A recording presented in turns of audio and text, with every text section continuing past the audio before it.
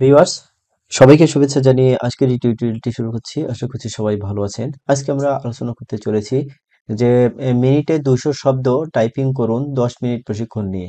মিনিটে কিভাবে 200 শব্দ টাইপ করা যায় সেই বিষয়টি নিয়ে আজকে আমাদের এই টিউটোরিয়াল। তো ভিউয়ার্স, আর্টিকেল লেখার যে অ্যাডভান্স নিয়ম কানুন আছে বা অন্যান্য যে নিয়ম কানুন আছে, এই নিয়ম কানুন গুলো যদি আপনি দেখে না আসেন তাহলে হয়তো আর্টিকেল রাইটিং ভালোভাবে করতে পারবেন না। সেই নিয়ম কানুন গুলো আগে ভালোভাবে দেখে আসবেন। আর আপনি যদি আমাদের এই এখানে এই কোর্সে বা চ্যানেলে নিউকামার হয়ে থাকেন তাহলে অবশ্যই আমাদের এই চ্যানেলটি সাবস্ক্রাইব করে বেল বাটনটি অন করে রাখুন আপডেট টিউটোরিয়াল পাওয়ার জন্য। তো আমরা চলুন শুরু করি যে মিনিটে 200 শব্দ কিভাবে টাইপ করব। 10 মিনিট প্রশিক্ষণ নিয়ে 200 শব্দ আমরা কিভাবে টাইপ করতে পারবো, সেরকম ধরনের কিছু ওয়ে আমি আপনাদের সামনে আজকে নিয়ে আসার চেষ্টা করেছি। তো চলুন আমরা শুরু করি। তো এটা শুরু করার জন্য আমরা চলে গেলাম একটা ব্রাউজারে, যে কোনো একটা ব্রাউজারে। সাপোজ ধরুন আমি এই যে ব্লগারের যে একটা পোস্ট, সে পোস্টটা আমি এখানে টাইপ করতে চাচ্ছি, কিংবা আপনি ইচ্ছা করলে আপনি যে কোনো জায়গায় টাইপ করতে পারেন। তো সেটি টাইপ করার জন্য প্রথমেই আপনাকে কিছু সফটওয়্যার বা এক্সটেনশন, ক্রোম এক্সটেনশন বা ব্রাউজার এক্সটেনশন, সেগুলো ইনস্টল করে নিতে হবে।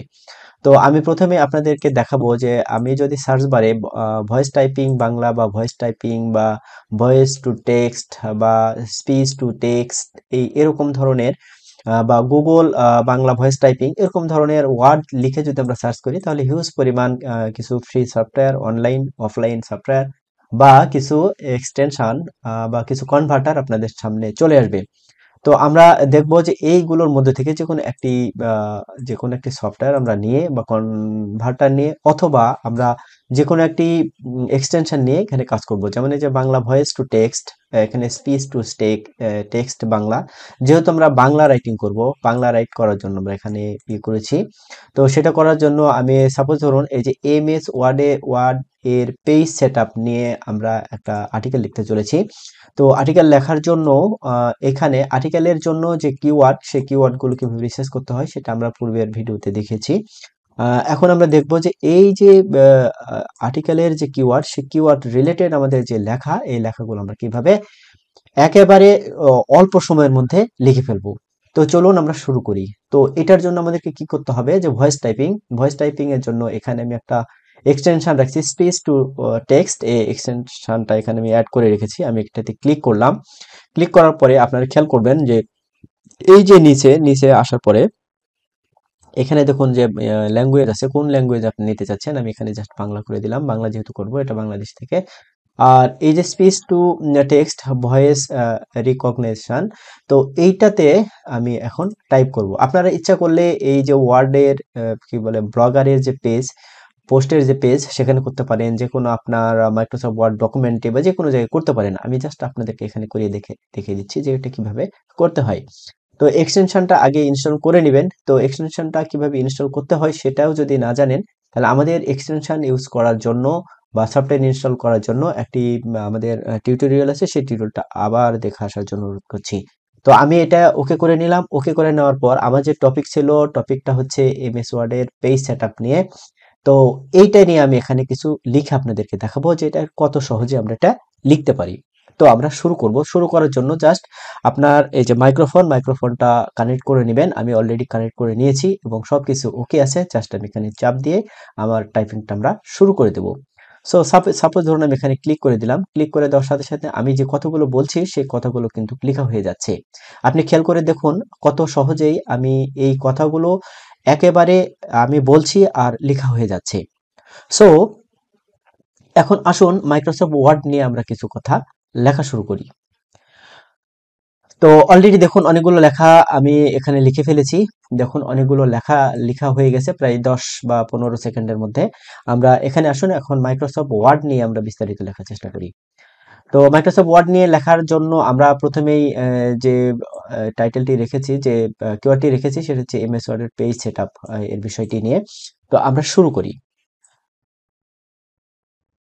আমরা দৈনন্দিন জীবনে কাজ করার জন্য, কম্পিউটার ব্যবহার করার জন্য বা বিভিন্ন ডিজিটাল ডিভাইস ব্যবহার করার জন্য যে সফটওয়্যারটি বেশি ব্যবহার করে থাকি লেখালেখির জন্য, তা হলো মাইক্রোসফট ওয়ার্ড। আর মাইক্রোসফট ওয়ার্ডের যে বিষয়গুলো আমাদেরকে সবচেয়ে বেশি গুরুত্ব দিয়ে জানা দরকার তা হলো এমএস ওয়ার্ডের পেজ সেটআপ করা।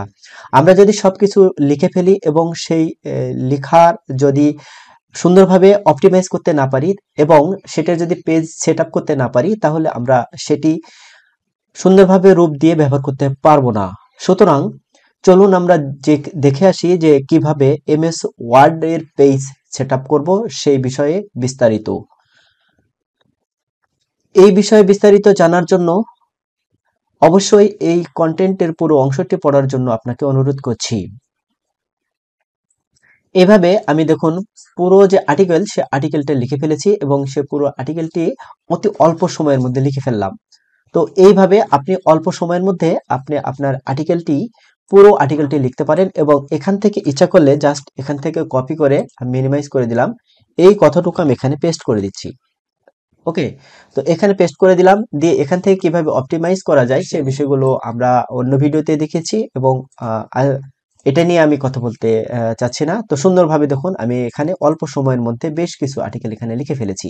তো আমরা এটা দেখি যে কতটুকু আর্টিকেলে কতটা ওয়ার্ড পেয়েছি। আমরা ওয়ার্ড কাউন্টারে আমি চলে যাই, এই এতটুকুর মধ্যে প্রায় দেখুন 130টা ওয়ার্ড লিখে ফেলেছি, সরি 113টা ওয়ার্ড লিখে ফেলেছি এবং এটা এটার দেখেন ক্যারেক্টার রয়েছে 654 এবং এখান থেকে এভারেজ ওয়ার্ড লেন্থ হচ্ছে 4.5-এর বেশি এবং লংগেস্ট ওয়ার্ড লেন্থ হচ্ছে 12।